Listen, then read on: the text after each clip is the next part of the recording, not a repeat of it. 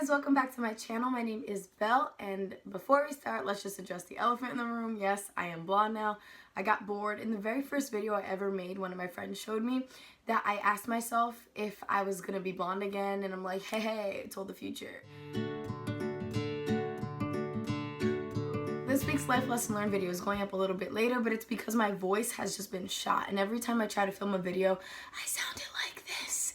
And you guys couldn't hear me, and I'm like, nah. For the past year, I have been chronically losing my voice.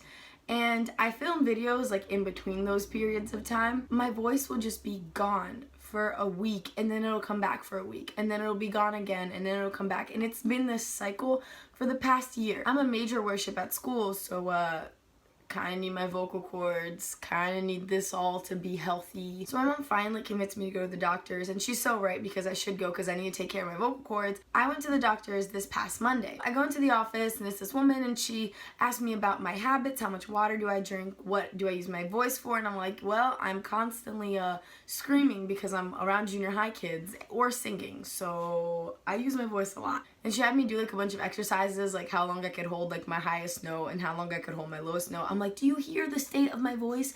I don't have a highest note right now. She made me talk by myself for 30 seconds, and that was the most uncomfortable thing. But isn't that what I do to a camera? I don't know. It was uncomfortable. She's teaching me about my voice, and she's teaching me about how vocal cords work and the vocal folds, and when your voice is hoarse, it means that the folds aren't closing and opening at the same exact time, and that's what creates this hoarseness. So she stops and she goes, look, I can teach you the vocal exercises, I can show you what you have to do, but if you only come to your appointments twice a week and you don't change your habits, nothing's going to happen. And me being me, looking for life lessons and everything, I was like, whoa, that's so deep. She could teach me everything, but if I didn't take that and bring it home with me and apply it to my life without her being there, nothing was gonna change. And I was thinking, man, isn't that how so many of us go to church? We go to church on Wednesdays, we go to church on Sundays, we sit there, we go to Bible studies and we hear the person preach and bring the message. Some of us take notes, but then when we leave, that message stays there. When you walk out the church, the message does not go with you. And time goes by and we wonder why things aren't getting better in our lives. Why aren't our habits changing? Why are we still falling into the same sins? Why are we still thinking the same thing?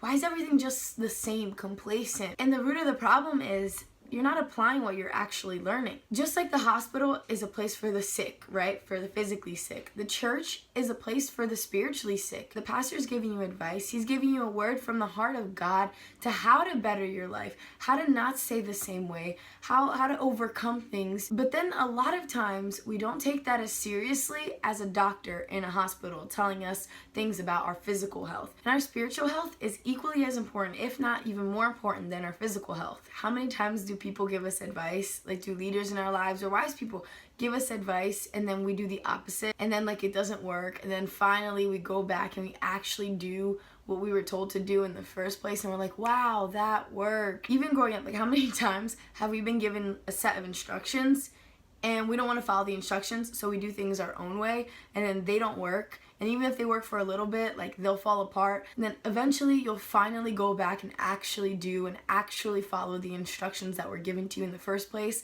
And you're like, wow, I should have done this all along. You can go to church on Sundays all you want, but if you're not going to take what the pastor's saying and apply it into your life, nothing's going to change. You're just going to be a churchgoer who sits there for an hour listening to someone talk, feeling kind of good about yourself, feeling like your sins are forgiven, which they are, and it's a great thing, but then going back home and feeling like nothing's changing. I started being the person who took notes in church because of this, because I'm like, hey, wait, this is valuable information that I need to better my life. So what the pastor's saying, let me write this down, because maybe I'm not going through this battle today, but I know I'm going to go through it at some point in my life, and I want to have these notes to be able to look back to figure out, how do I overcome this? How do I fight against this? I have a verse for you guys that you probably heard before, super cliche, Philippians 4:13, I can do all things through Christ who strengthens me. And as cliche as this verse is, it's so applicable. because changing these habits aren't easy. Now the doctor has given me all these exercises and all these things I have to do, and they sound really funny, and it's annoying to sit there and do them and not see immediate results. But unless I do them consistently, I won't see results. And so like this verse keeps repeating in my head, like I can do all things through Christ who strengthens me, because I'm like, Lord, help me. I need to have self-discipline. I need to do these vocal exercises. I need to love myself. But sometimes you take what you're learning in church and you do try to apply it, but then it's hard and it's not as easy as you thought it was going to be. But you can do all things through Christ who strengthens you. You're not doing this by your own strength. You're doing it through the strength of Christ inside of you. Yeah, that is a life lesson learned. I hope that was encouraging to someone out there. If you made it to the end of this video, thank you so much for watching. I love you. Don't forget to hit like and subscribe and all that good stuff so that you don't miss next week's life lesson learned. I'm trying to get them up every Tuesday, but like I said, this week it was hard because my voice was completely gone. But every Tuesday, that is my goal, my self-discipline goal. I'm learning how to do this. Yeah, I love you guys a lot. Thank you so much for watching. See you guys next week. Deuce.